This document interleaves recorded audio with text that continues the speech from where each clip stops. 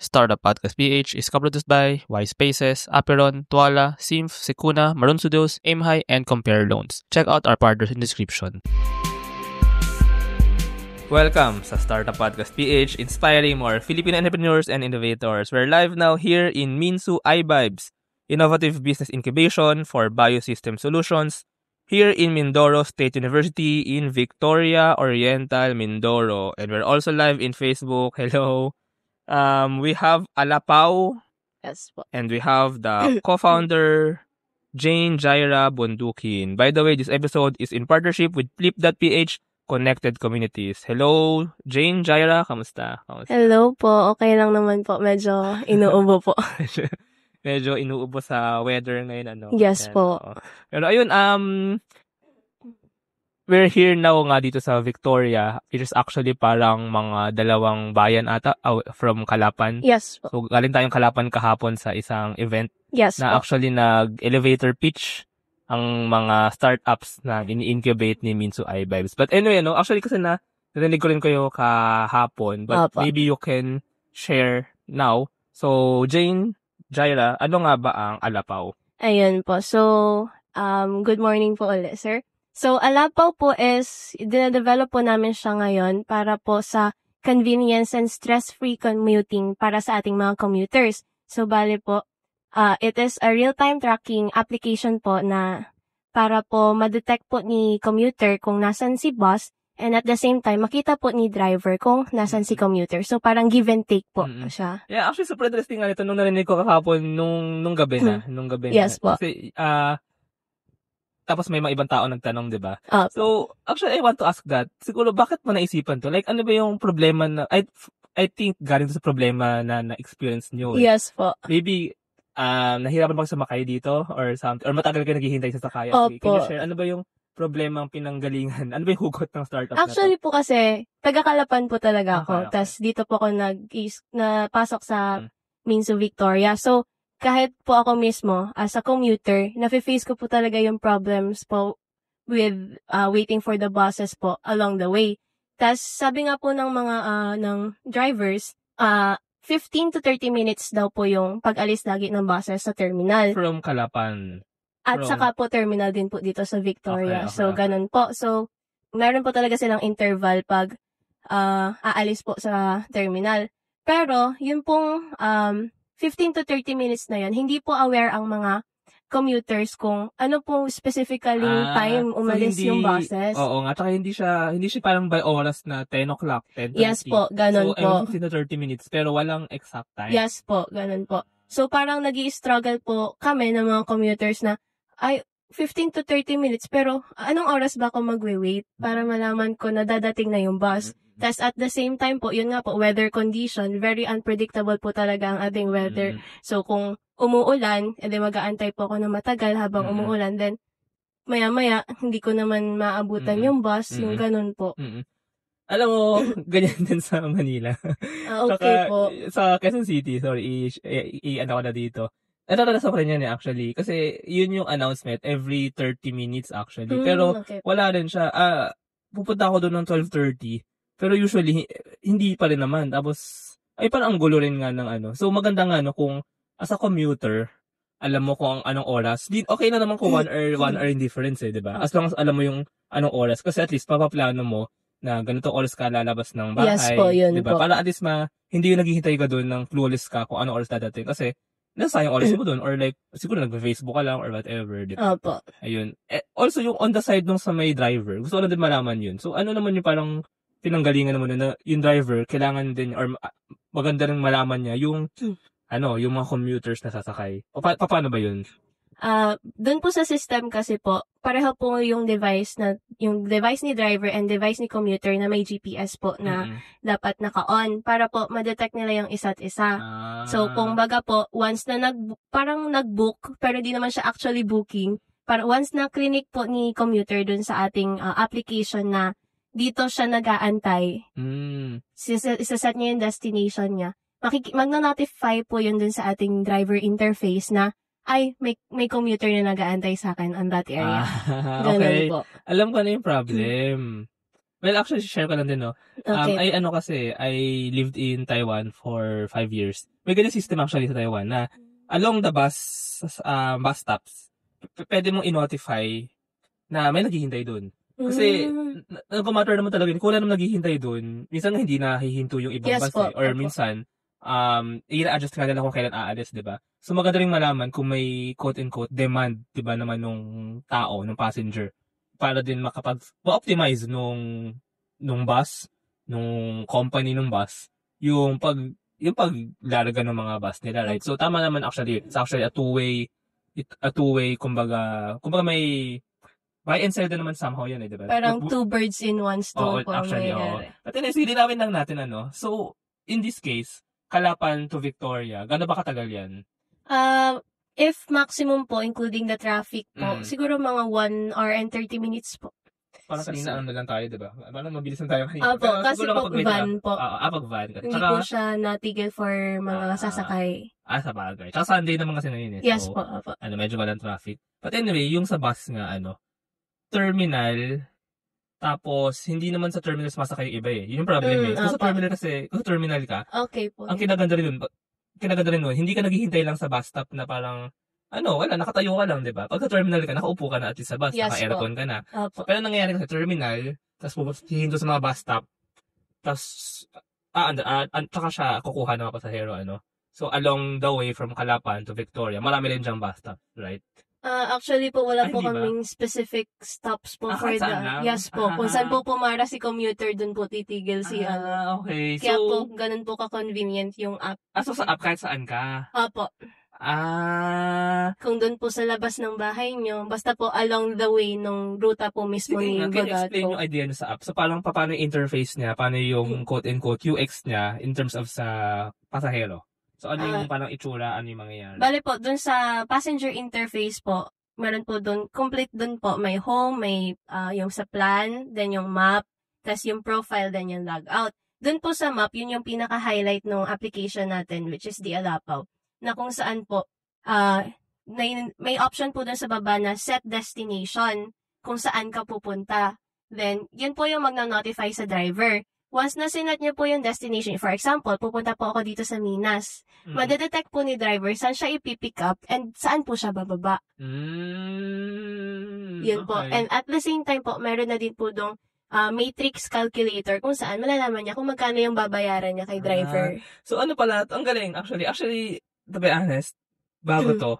Kasi ang iniisip ko noong una, ang pagkaintindi ko, well, yun nga, share ko kanina yung what I've experienced sa Taiwan. Yes, makikita mo lang kung anong oras. Pwede iba-ibang oras nga. Pero, naka-GPS kasi yung mga bus. So, parang, nalalaman mo kung yung bus ba ay nasa gantong bus stop na. So, matatansya mo kung kanya 10 minutes, 15 minutes, nandyan sa bus stop mo. Pero actually, iba pala to. Kasi, kaya pala binanggit mo rin kahapon na somehow parang benchmark or competition ang Grab. Kasi this is actually also sort of, like, mas ano siya eh. Parang siyang pinaghalong Grab na public transport. Yes po, opo. Parang siyang actually, if naabutan, if wala na kasi ngayon sa Grab yun eh, yung Grab share.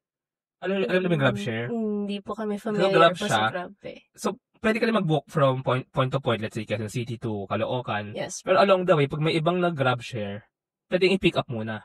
Opo, may ganun pa ata din pong feature until now. Meron ba? Or, yes, anyway, ito parang ganun to. Pero mas pang bus, diba? So, parang siyang Grab share.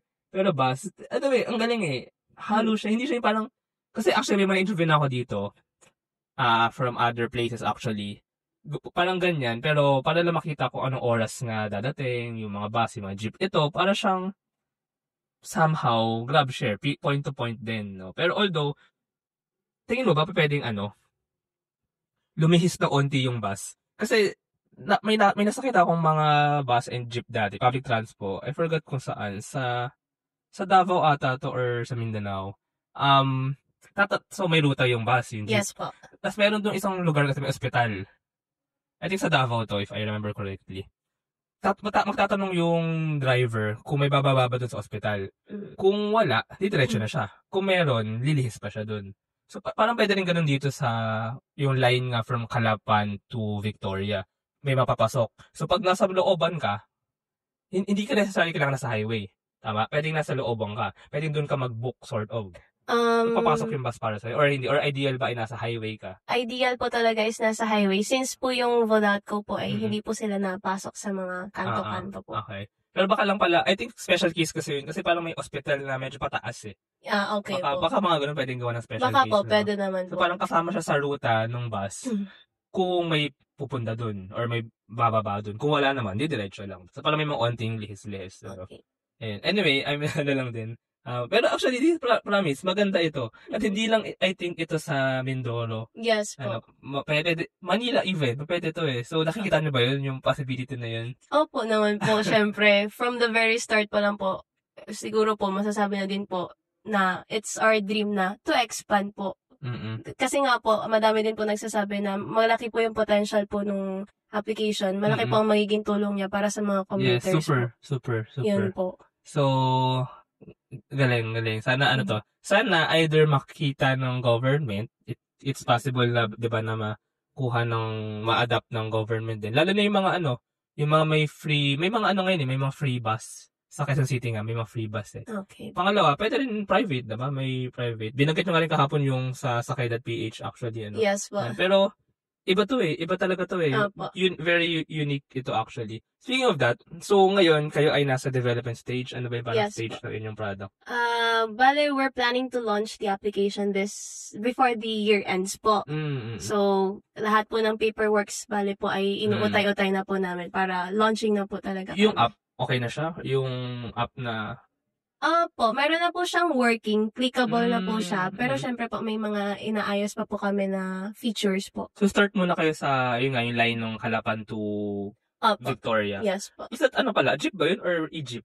Yung e-jeep po, modern jeepney po ngayon. Yes po. Oo, yun yung ideal eh.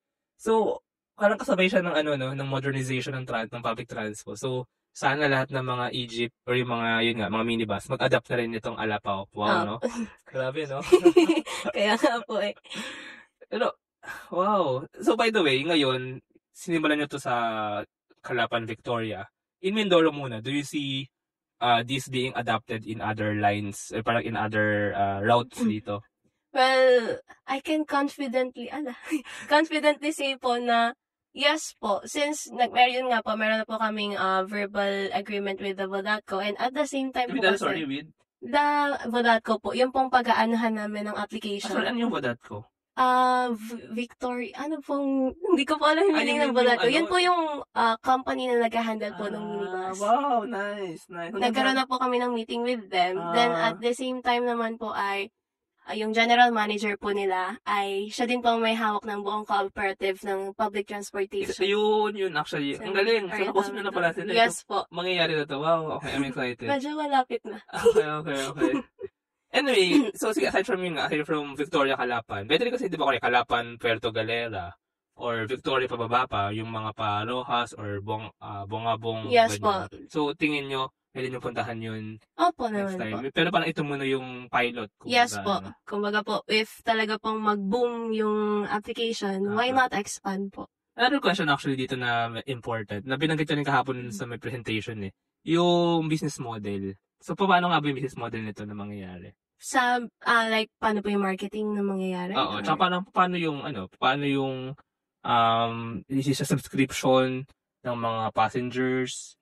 So, paano kayo magkakapera para i-operate syempre para i-maintain, i-operate yung app? Ayun nga po, dun sa aming parang revenue model po nung sa application, magkakaroon po sila nung standard and premium plan. Bale, sa standard plan po siya per month. Then sa premium plan po namin is per year. Tapos, kaya po kami nag-come up nung sa, for example, 50 pesos per month po namin. Nag-ask din po kami sa mga commuters how much they can pay for their convenience po ba. Yun yung tanong kahapon eh. Opo. Tas, yun nga po, some of them answered po na they are willing to pay na 5 to 10 pesos weekly para po sa convenience po talaga nila doon sa pagsakay sa Vodatco. Kasi po talaga, struggle po talaga yung nangyayari pag nag-aantay po sila. Kasi yung problem dyan, yung mga ibang, di ba, yung may highway, Halapan to Victoria, let's say, yung mga ibang tao naman, nakatira pa tricycle away, yes or po, lakad yan pa nga ng mga po. 15 minutes. ang hassle kung lalakad na 15 minutes, tapos pagdating dito, kakadaan lang nung huling, Opo, di ba po? Hindi ba 30 minutes yun, di ba? So maganda kung maplano yun ng maayos para Yes po. malesen yung waiting time. 30 minutes din yun na hihintayin na sana mas na-spend sa family or na pangkain or whatever. Opo, So, yun nga po. tsaka tama, no? Tama. Yun actually gusto ko rin sagutin. Gusto kong dun sana kahapon pero tama yun.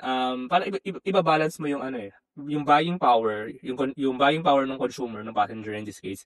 Tsaka syempre, yung needs nyo para ma-sustain yung business. So, but I think, kunyari kung yun nga, 50 pesos per month, that's very okay. Tapos, maraming tao naman yan. I think makakalikom kayo ng enough.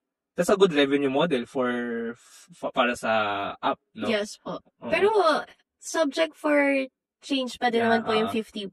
Pwede siyang ma-less para po mas madaming ma-market. Yes, So, flexible pa naman yung price. But Yes, abangan natin si Yes po. Pwede may premium. Ano yung premium? Yung premium naman po, annual plan na po siya. Kumbaga po, sobrang laki po ng discount. For example nga po, na 50 pesos per month. Tas, for 12 months, 500 lang yung babayaran mo. Ang laki na po ng discount. Wow. Saka even for I think for locals ito, no? Pero even for yung mga travelers actually, even me, kunyari gusto ko talaga mag-travel around Mindoro Island. So useful din to no? Opo. So maganda rin na makita ko pa lang sa port pa lang, pagpunta sa Calapan port pa lang or sa Rojas port pa lang, may poster ninyo, may banner ng Alapa. Opo. Diba? Tapos, download the app and wow, ayun.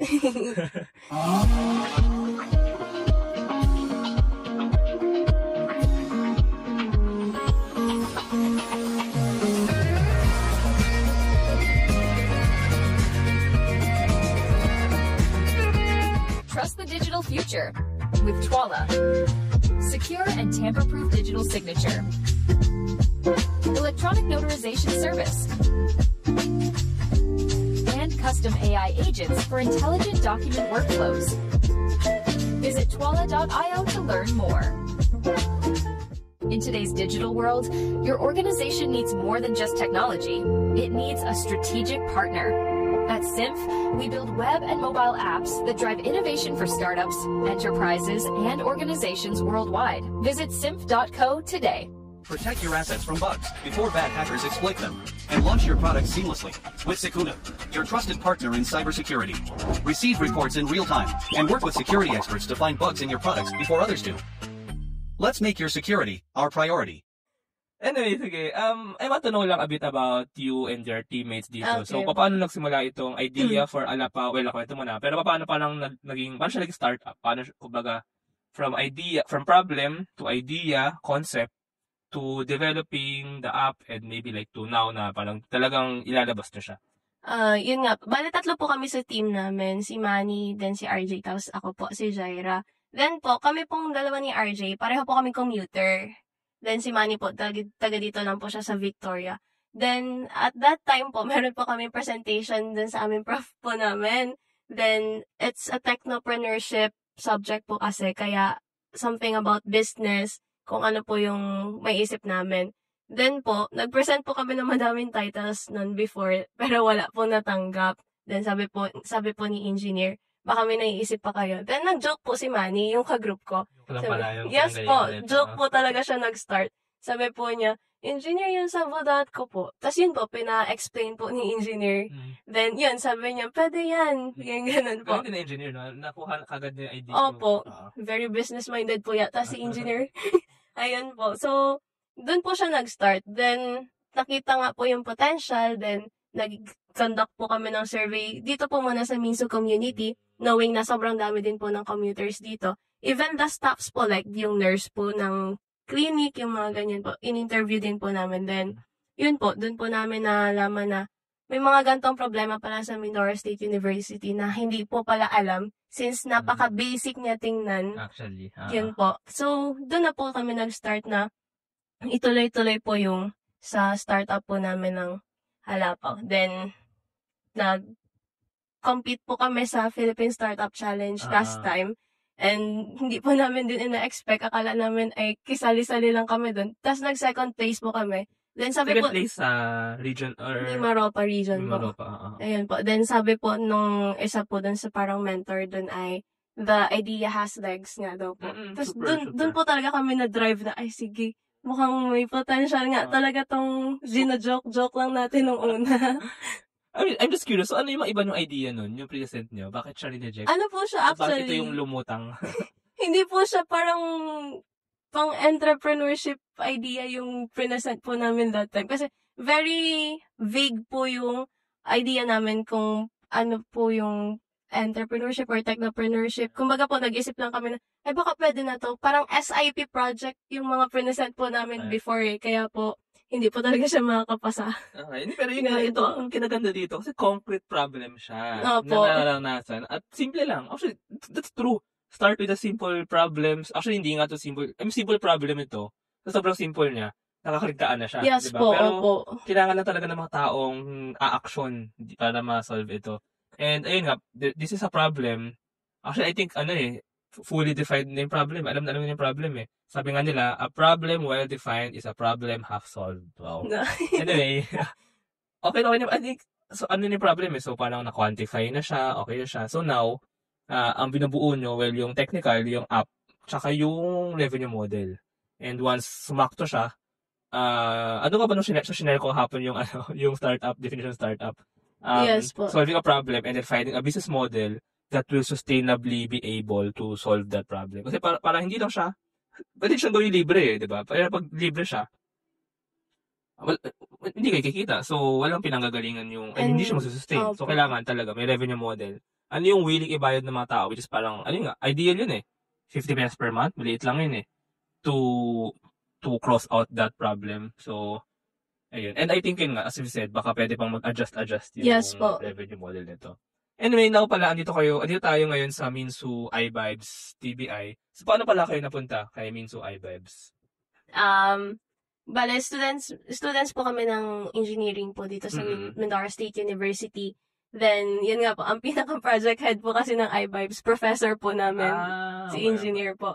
So, since siya nga po yung professor namin, and siya din po may hawak ng technopreneurship namin na subject, parang nirequire niya kami na mag-present sa kanya ng any ideas, as related din naman po dun sa subject po. Then, if, parang gusto niyo yung idea or, syempre, parang nakikita niya ng potential, pinasok niya po kami sa iVibes. Galing din, ang halaga din talaga ng yun nga, yung decision making ni engineer na nakita niya yung, hindi na potential eh. It's really a real problem eh, na actually, kaya ma-solve given this effort. So, abangan natin ang, so kailan nyo mabalak, i-launch? Before the year ends po. This year, Yes po. Kasi abangan natin yan sa mga taga Mindoro and even yung mga outside Mindoro. Parang, gusto ko rin siya makita actually. Yun nga, mangyari siya outside. Okay. Abangan nyo din po.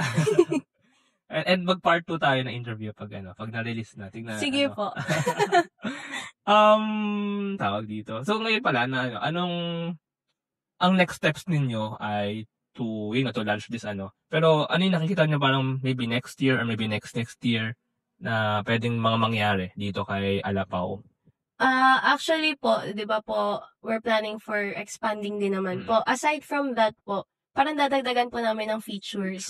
Ano ba? Like, may mga request po kasi yung iba na baka pwede na din mag-reserve ng seat when ginamit na yung app, yung mga ganun po. Or kaya ay pwede nang dun mismo sa application magbayad ng fare, yung mga ganun pong feature. Since para less na din po yung person-to-person contact. Maganda yung dalawang yun. Yung, tsaka doable siya. Yes, yung sa booking ng seat, I think doable siya eh. Kasi, kung may nag-book, lagi mo reserved, di ba? Yeah po. Tapos, hindi na magpapasok yung driver. Yes po. Even yung second, baka hindi na kailangan ng conductor eh. May conductor ba yung mga... Wala naman po. Meron po silang ticketing sa driver? Device na ginagamit po sa driver. Kumbaga po para less na din po yung work ni driver. Like, for the riding na lang talaga. Dito ba sa sorry, I'm not... So, paano mo gabayad pala? Kaya, papasok ka sa... Hindi sa terminal. Kasi, I think kung sa terminal ka mag-start, pwedeng doon ka magbabayad eh. Andun yung mga barker, tas doon magbabayad. Si driver po talaga, gawa niya po lahat. Parang jeep din pala talaga. Jeep lang walang conductor. Ang pinagkaiba lang po, meron po siyang ticketing device na ginagamit para po makita po kung ano yung specific fare, kiklik niya pa lang po yun, then lalabas po si ticket, bigay niya po kay commuter. Then po, saka po magbabayad si commuter. Paano yun? So, pagpasok ng mga tao, tsaka lang magbabayad. Hindi pa mga jeep na gaganyan-ganyan yung driver kahit anytime. So, kailangan magbayad. Kasi nag-drive yung driver, tapos mag-ticket siya.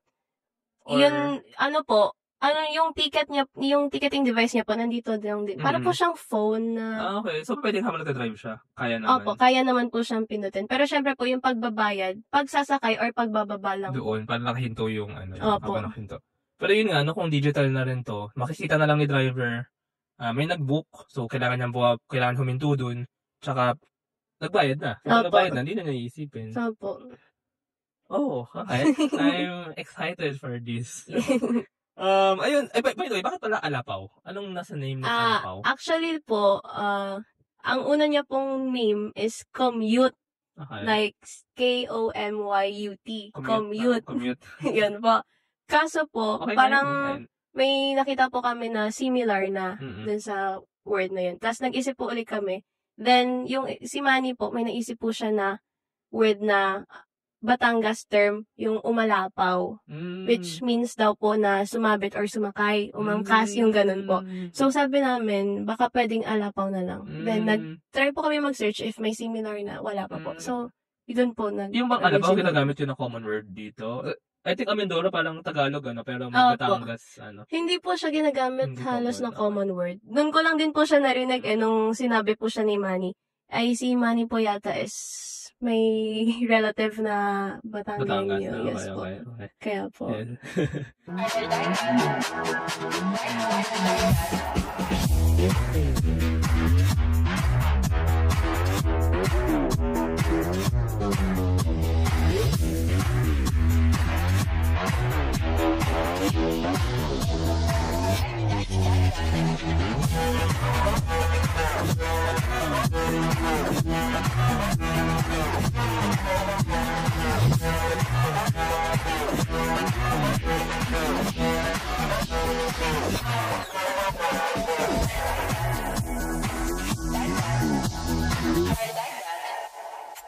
Introducing Aim High. Smarter construction management starts here.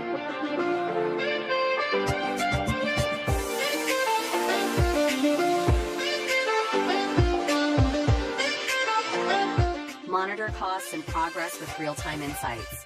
Plan ahead and adapt with streamlined scheduling tools. Make data-driven decisions to avoid costly delays. Increase efficiency and profit with Aim High. Running a business?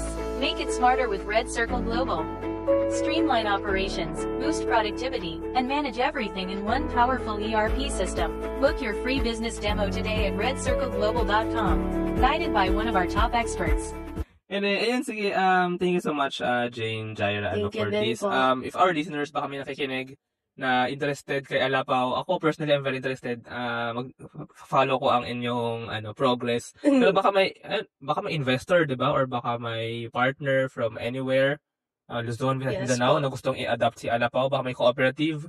May mga interview ako dati na mga nag-work din sa parang nagde-develop din similarly for transport cooperatives. So, parang pwede mga collaborations ito eh. So, if merong interested, how can they know more about you and Alapaw? How can they connect with you? Maybe you can lead them to your social media or Facebook page ni Alapaw if meron na. For now po, wala pa po kaming Facebook page. Pero if you want to partner with us, you can message me po personally. Jane Jaira Bundukin po on Facebook. Yan po.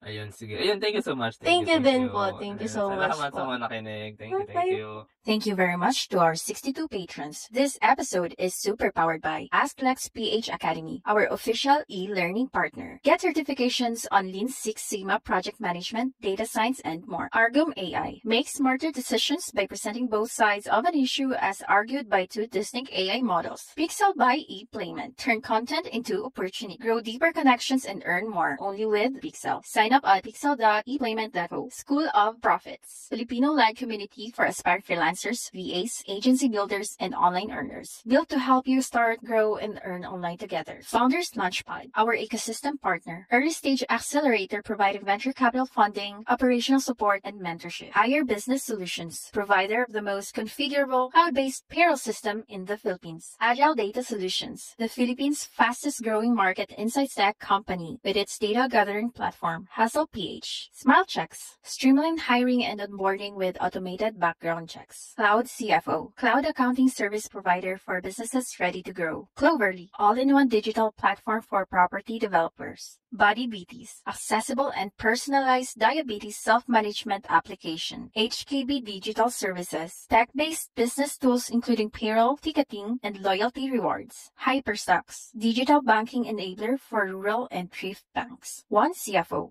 CFO services, bookkeeping and tax, and payroll processing for startups and small businesses. Unawa. Driving digital transformation with secure, legally enforceable electronic signatures and robust AML compliance. Wonderbrand. Data science-driven brand strategy and design for emerging markets. DVCode Technologies Incorporated. IT solutions specializing in software development, blockchain smart contracts, digital wallets, and cybersecurity. NutriCoach. Personalized nutrition and weight loss programs for you. This episode is powered by East Point Business Outsourcing Services, Filipina Home-Based Moms, Hex Colony, Sugbudok, Algacon Aquafeeds, Juan Algae, Grey Wolf Technologies Philippines, Pareto Consulting, Jure.ph, Big Giant Games, Pahatid PH, Wasteless PH, Tech Tribe, Yay, Uplift Code.com, Board Prep, Serious MD. Support the podcast through the links in the description.